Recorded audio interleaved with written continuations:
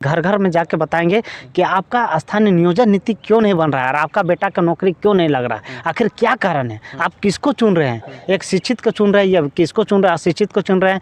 वही में उसी में तर्क हम करेंगे, या अशिक्षित को चुन रहे हैं, इसी वजह से आज झारखंड बर्बाद है और आपका बेटा को नौकरी नहीं लग रहा है। अगर आप शिक्षित को चुनते हैं तो आप विधानसभा में आपका बेटा जाके गरजेगा। कुछ भी हो जाए, अब संवैधानिक का बोले तो चलेगा, लेकिन असंवैधानिक अगर झारखंडियों के हित में अगर असंवैधानिक से हो रहा है तो असंवैधानिक ही बना के और नियोजन नीति लागू कीजिए, स्थानीय नियोजन नीति और बहाली कीजिए, कोई दिक्कत नहीं।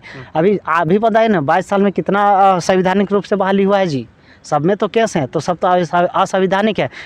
इस संविधान और असंविधान कुछ नहीं होता है, सब नेता लोग अगर चाह लेगा तो असंवैधानिक भी संवैधानिक बन सकता है। उदाहरण है आपके पास में तमिलनाडु में जल्लीकट्टू का जो मामला था उसको सुप्रीम कोर्ट बोली थी कि वो असंवैधानिक है, लेकिन वो बाद में संवैधानिक हो जाता है। कैसे? राजनेताओं के चाहने से। ठीक है, जब 1993 में कश्मीरी पंडितियों को जब खून बहा करके मारा जाता था, भगाया जाता था, उस समय भी वो असंवैधानिक था। तो क्या उस समय प्रशासन कहाँ से हुई थी, उस समय व्यवस्था कहाँ से हुई थी? तो ये तमाम बातें हैं जो असंवैधानिक का जो ढकोसला देते हैं और कहते हैं कि यह संवैधानिक है, यह नीति नहीं बन सकता है। तो इस आधार समर्थन में सूरी सी बेसरा भी है और पूर्व जो विधायक रह चुके थे लालचंद महतो भी, वो भी सपोर्ट कर रहे हैं। और तमाम जितने भी बेरोजगार छात्र हैं झारखंड के, पूरे झारखंड के छात्र सपोर्ट कर रहे हैं और रामगढ़ के भी छात्र सपोर्ट कर रहे हैं। अच्छा, हम लोग नियोजन नीति के लिए शहीद क्यों न देना पड़े, लेकिन 60 और 40% नहीं चलने देंगे। जोरदार छात्रों के द्वारा विरोध किया गया, तो उसी की वजह से 60 और 40% का, यानी कि झारखंडियों के लिए 60% और बाहरी के लिए 40%।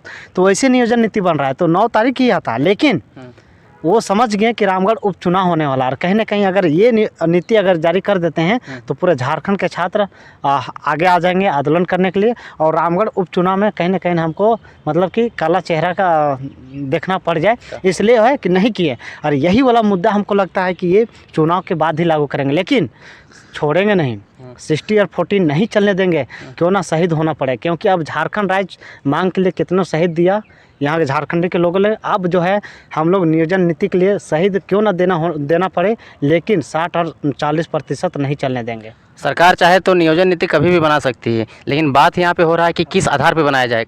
खतियान के आधार पे बनाया जाए कि 85 लगाया जाए कि 10-12 लगाया जाए?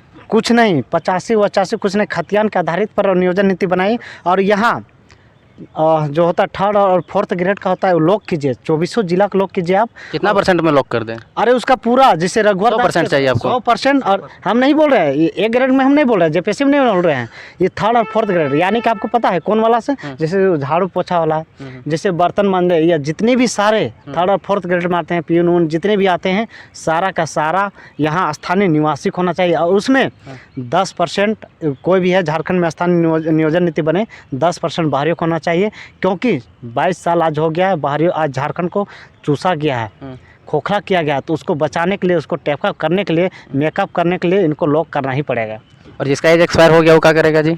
जिसका एक्सपायर हो गया है उसको 3 साल जो है कोरोना काल के लिए उसको देना चाहिए, फॉर्म अप्लाई करने के लिए। जी बिल्कुल।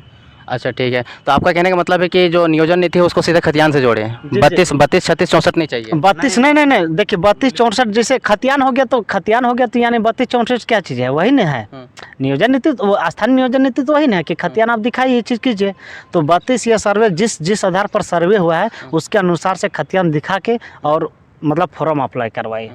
ठीक है, आपका मानना है आप जो रामगढ़ उपचुनाव लड़ रहे हैं किस मुद्दे को लेकर लड़ रहे हैं? क्या ऐसा परिस्थिति देखें रामगढ़ में, क्या समस्या देखें? क्योंकि छात्र तो पूरा झारखंड के हैं, आप छात्रों के नेता हैं, आप ऐसा क्या हो गया कि रामगढ़ उपचुनाव को ही आकर लड़े? देखिए एक मौका हमको मिला है, क्योंकि 22 साल में आज जो है नियोजन नीति नहीं बना पाए झारखंड सरकार, चाहे कोई भी हो, तो उसी हमको मुद्दा मिला है घर घर तक पहुँचाने का।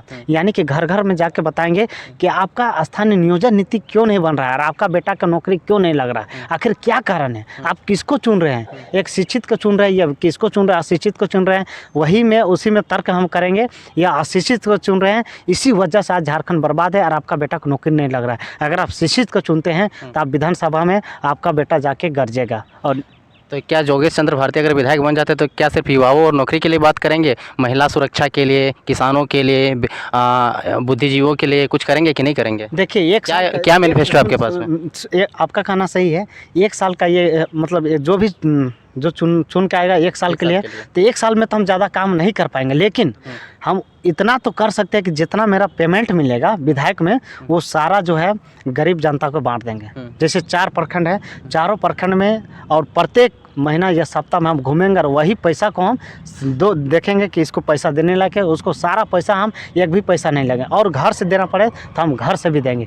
और जितने भी है नौकरी नियोजन नीति के लिए शेर की तरह हम दहाड़ेंगे विधानसभा में, क्योंकि हमको नियोजन नीति स्थानीय कीजिए तब कहीं कुछ होगा। बस ये 2 काम मेरा फोकस है। और पंचायत लेवल में और एक चीज़ कराना है कि पंचायत स्तर में हमको जो फुटबॉल जो ग्राउंड होता है बच्चों के लिए उसको स्पेशल कराना, और नवोदय के लिए प्रतियोगिता परीक्षा पंचायत लेवल में करवाना। अच्छा, इतना तो कर सकते हैं। हाँ कर सकते हैं। अच्छा, देखा जा रहा है कि यहाँ पे कुछ कोचिंग संस्था वाले लोग होते हैं, वे लोग कहीं ना कहीं इस नियोजन नीति को डाइवर्ट कर रहे हैं। वो लोग कह रहे हैं कि 60-40 से चलना चाहिए, संवैधानिक होना चाहिए, ऐसे नहीं होना चाहिए, ऐसे होना चाहिए, बरगलाने का काम कर रहे हैं। तो क्या कहना चाहेंगे? देखिए, उन लोग जो है ना झारखंड के छात्रों को बरगलाने का काम कर रहे हैं, ठीक है। झारखंड के छात्र सीधा साधा है, सब जो बोलते हैं उनका कहना मान लेते हैं। लेकिन झारखंड के छात्र को हम यही कहते हैं कि अपना हित के बारे में आप सोचिए। अगर संवैधानिक की बात करते हैं, हम मानते हैं तो संविधान की बात कर रहे हैं तो 1932 को लेकर संविधान के वो नहीं था क्या? 1932 नहीं है क्या? वो संविधान से हट के है क्या? वो तो खतियान बना है तो संवैधानिक है। तो आप उसी के लागू कीजिए ना, और चाहे कुछ भी हो जाए। अब संवैधानिक का बोले तो चलेगा, लेकिन असंवैधानिक अगर झारखंडियों के हित में अगर असंवैधानिक से हो रहा है तो असंवैधानिक ही बना के और नियोजन नीति लागू कीजिए, स्थानीय नियोजन नीति, और बहाली कीजिए, कोई दिक्कत नहीं। अभी पता है ना 22 साल में कितना संवैधानिक रूप से बहाली हुआ है जी। सब में तो केस हैं, तो सब तो असंवैधानिक है क्या? सब बहाली हुआ है तो लोग जेपीसी हुआ सब तो सब में तो फसल है, सब फसल है, तो वो भी तो असंवैधानिक है। कौन सा संवैधानिक है जी? तो अभी 1 साल बचा हुआ, तो 1 साल के अंदर आप असंवैधानिक बना के बहाली कर दीजिए ना जी। अभी रिम्स में शेरनी ये पद के लिए सारा बहाली रुक गया, और उसका किसी बहाली का भी कोई उसका हटा दिया का? नौकरी लगने के बाद कुछ नहीं होगा। इस संविधान और असंविधान कुछ नहीं होता है। सब नेता लोग अगर चाह लेगा तो असंवैधानिक भी संवैधानिक बन सकता है। उदाहरण है आपके पास में तमिलनाडु में जल्लीकट्टू का जो मामला था, उसको सुप्रीम कोर्ट बोली थी कि वो असंवैधानिक है, लेकिन वो बाद में संवैधानिक हो जाता है। कैसे? राजनेताओं के चाहने से। ठीक है, जब 1993 में कश्मीरी पंडितियों को जब खून बहा करके मारा जाता था, भगाया जाता था, उस समय भी वो असंवैधानिक था। तो क्या उस समय प्रशासन कहाँ से हुई थी? उस समय व्यवस्था कहाँ से हुई थी? तो ये तमाम बातें हैं जो असंवैधानिक का जो ढकोसला देते हैं और कहते हैं कि यह संवैधानिक है, ये नीति नहीं बन सकता है, तो इस आधार पर बन सकता है। योगेश चंद्र जी, आपसे ये बात भी जानना चाहेंगे कि आप रामगढ़ उपचुनाव लड़ रहे हैं, आपके साथ में जो है आपके जो आप जिससे आपके जो कंपटीटर हैं, वे लोग कहीं ना कहीं 15 साल से यहाँ पे राज किए हैं, कोई 3 साल से किए हैं, कोई मंत्री रहे हैं, किसी के पास में बैकग्राउंड अच्छा है। आप तो एक स्टूडेंट है, आप क्या करेंगे? देखिए, स्टूडेंट है, कोई मंत्री है, कोई है, स्टूडेंट है, स्टूडेंट के जैसा हम काम करेंगे। और चुनाव में जितने भी उपचुनाव है, स्टूडेंट की तरह पेन और कॉपी मेरा रहेगा, और उसी के प्रतीक दिखा के और हमको जाना है, जागरूक करना है पेन के। अगर जो व्यक्ति नहीं समझ पा रहा है तो उसको हम किताब कॉपी में डायरी में लिख के बताएंगे कि इसके कारण से आपका नहीं हो रहा है। और वो भी नहीं समझता है तो उसको हम जो होता है चित्र के माध्यम से समझाएंगे कि आपका जो है इस कारण से ही हो रहा है। और हम एक बेरोजगार छात्र हैं, पैसा से नहीं। आदमी देखिए, उन लोग के पास पैसा है, मेरा बेरोजगार छात्र है। समझे कि बेरोजगार ही छात्र मेरा लिए पैसा है, और पैसा से सब जगह तुलना नहीं किया जा सकता है। पैसा ही सब कुछ नहीं होता आपके अनुसार? पैसा नहीं होता है। ठीक है, आप तो फील्ड में घूम रहे होंगे, अपने विधानसभा क्षेत्र में घूम रहे होंगे, लोगों का किस तरह से रिस्पॉन्स मिल रहा है? रिस्पॉन्स अच्छा मिल रहा है। सब लोगों का कहना है कि चेंजिंग होना चाहिए इस बार, और शिक्षित बेरोजगार युवाओं को चुनना चाहिए। युवाओं का समर्थन मिल रहा है? आप युवा हैं? सब झारखंड के युवा का समर्थन है। युवा, महिला, किसान, सबको मिलेगा, क्योंकि उन लोग के लिए काम करेंगे तो क्यों नहीं मिलेगा। आपके साथ में आंदोलनकर्ता बहुत सारे थे, जैसे कि देवेंद्रनाथ महतो हो गया, और भी अन्य लोग थे, तो वे लोग क्या समर्थन में आएंगे? बिल्कुल सभी समर्थन में। सूरी सिंह बेसरा भी है, और पूर्व जो विधायक रह चुके थे लालचंद महतो भी, वो भी सपोर्ट कर रहे हैं। और तमाम जितने भी बेरोजगार छात्र हैं झारखंड के, पूरे झारखंड के छात्र सपोर्ट कर रहे हैं, और रामगढ़ के भी छात्र सपोर्ट कर रहे हैं। अच्छा, जब रिजल्ट आएगा 8-9 फरवरी को, तब लगता है कुछ पॉजिटिव रिस्पॉन्स आएगा? पॉजिटिव आएगा, बिल्कुल आएगा, बिल्कुल आएगा। तो अगला क्या नीति है आप लोग का? अगर नियोजन नीति अभी तक तो नहीं बन पाया, कुछ आगे देखने को मिलेगा हम लोग को?